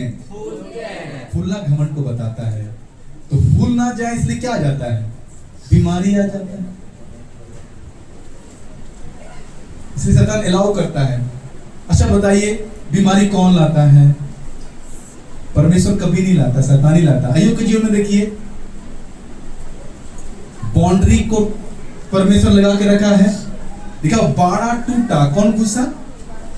सांप घुसा। बाड़ा टूटा, सांप डसा ना। अगर बीमारी घुसा है तो बताना चाहता हूं, पावर रिलीज कीजिए। बीमारी से आजादी हमारे मुट्ठी में है। हालेलुया। आज मैं वचन को, संदेश को खत्म करने जा रहा हूं। एक की वर्ड आपको दे रहा हूं जो आप लोग इस्तेमाल कर सकते हैं। आप जानते हैं इस वचन को समझाने के लिए मैं इतना सारा बात बताया ताकि आप लोग उसको समझ सके। अगर एक ही बार में बताता तो आप बोलते हैं तो जानते हैं, बचपन से मेरा जाना पहचाना हुआ है, और परमेश्वर के वचन को हल्के में ले लेते। लेकिन मैं आपको बताना चाहता हूं, सामर्थ आपके अंदर है। अपने आप को बोलिए, सामर्थ मेरे अंदर है। इफिसियों में क्या लिखा हुआ है? हमारी विनती और समझ से कहीं अधिक काम कर सकता है वो सामर्थ हमारे अंदर है। एटम बम से भी ज्यादा पावरफुल बम हमारे अंदर है। हालेलुया। तो उस सामर्थ को हमको रिलीज करना है। पावरफुल बम हमारे अंदर है। तो मैंने बताया, बीमारी की कई वजह को बताया, कैसे बीमारी आता है। घमंड की वजह से भी आता है बीमारी, और परमेश्वर कभी भी किसी को बीमारी नहीं देता है। लेकिन अगर आया है, बाइबल में लिखा हुआ है, एक बार यीशु मसीह वहां गए थे, वहां चिन्ह चमत्कार नहीं हो पाया। उनके अविश्वास की वजह से यीशु मसीह वहां थोड़े मोड़े काम किए और काम नहीं हो पाया। यानी विश्वास बहुत जरूरी है। बगल वाले को बोलिए विश्वास। बगल में भाई है तो बोलिए भाई विश्वास कीजिए। बहन है तो बहन को बोलिए बहन विश्वास कीजिए। मैं बताना चाहता हूँ, एक बड़ा मिरेकल आपका इंतजार कर रहा है। एक बड़ा टर्निंग पॉइंट आपका इंतजार कर रहा है। मैं आपको चमत्कार तो चाहता हूं कि हो आपके जीवन में, लेकिन मैं चाहता हूं उस चमत्कार के बीच में आप परमेश्वर के नजदीक हो जाएं। हालेलुया। एक बड़ा बदलाव आए। मैं तो चाहता हूं आप लोग जो आज साइकिल से आते हैं, मैं चाहता हूं आप बाइक से आए, और मैं चाहता हूं जो आप बाइक से आ रहे हैं, मैं चाहता हूं आप कार से आए। मैं चाहता हूं जितने घर नहीं है, परमेश्वर आपको घर दे दे। लेकिन मैं चाहता हूं अगर आप गरीब हैं तो मैं जानता हूं कि गरीब में नहीं है, आप वचन में भी गरीब हैं। पिछले हफ्ते मैंने बताया था, आप परमेश्वर के वचन में धनी हो जाइए, और आप परमेश्वर के वचन में धनी हो जाएंगे। तो बताना चाहता हूं, परमेश्वर हमारी हर आवश्यकताएं स्वर्ग के भंडार से क्या करेगा? पूरा करेगा। क्योंकि जो मुझे सामर्थ देता है उसमें मैं सब कुछ कर सकता हूँ। यही वो सामर्थ है जो मुझे सामर्थ देता है, उसमें मैं सब कुछ कर सकता हूँ। अगर आप पढ़ाई के लिए संघर्ष कर रहे हैं, नौकरी के लिए संघर्ष करते हैं, मैं आपको बताना चाहता हूँ, आप बोलना शुरू कीजिए, जो मुझे सामर्थ देता है उसमें मैं सब कुछ कर सकता हूँ। नीति वचन में आएंगे हम लोग, उसका चौथा अध्याय, उसका 4 का चौथा अध्याय, 4 चैप्टर 4 नीति वचन उसका चौथा अध्याय और उसका 20 से लेकर 22 तक पढ़ेंगे। हे मेरे पुत्र, मेरे वचन ध्यान धर कर देखिए, मैंने आपको यही बात समझाया। हे मेरे पुत्र और पुत्री, मेरे वचन ध्यान धर के सुन। और अपना कान मेरी बातों पर लगा। इनको अपनी आंखों की ओट ना होने दे, वरन अपने मन में धारण कर, क्योंकि जिनको वे प्राप्त होती है। मैं इस पर जोर देना चाहता हूँ। वचन आपके साथ है लेकिन प्राप्त नहीं हो पा रहा है, निश्चयता नहीं हो पा रहा है। लिखा हुआ है क्योंकि जिनको वे प्राप्त होती है। निश्चयता विश्वास कैसे आता है? सुनने से। अगर आपके अंदर निश्चयता नहीं आ रहा है, मैं बताना चाहता हूं, मैं बहुत से बच्चों को देखा हूँ 1 घंटा पढ़ते हैं, पूरा सिलेबस कंप्लीट। लेकिन बहुत सारे बच्चों को देखा हूँ 4 दिन से पढ़ रहे हैं, सिलेबस कंप्लीट नहीं हो रहा है। वो 6वां दिन ही लगाते हैं, 10 दिन लगाते हैं, सिलेबस कंप्लीट हो जाता है। मेहनत कीजिए,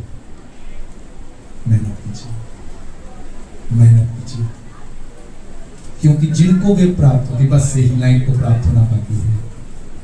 जिनको वे प्राप्त होती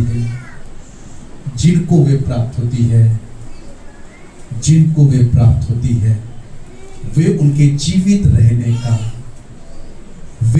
जीवित रहने का और उसके सारे शरीर के चंगे रहने का कारण होती है। हालेलुया। अगर आप चंगा होना चाहते हैं, यहाँ के सुनिए और घर जाके उसका वचन को सुनिए। जब एक बार आपके अंदर लग जा रहा है, कुछ हो रहा है, उसी समय पावर रिलीज हो गया। और उसी पावर रिलीज जब हो रहा है, उसी समय आप प्रार्थना कीजिए, एक बड़ा सामर्थ का काम आपके घर में हो जाएगा। आराधना कीजिए, वचन सुनिए, आराधना कीजिए, वचन सुनिए, आराधना कीजिए। और उसके बाद प्रभु के वचन से भर गए, अपने पेट को छूइए और यीशु मसीह के नाम से वचन को बोलिए।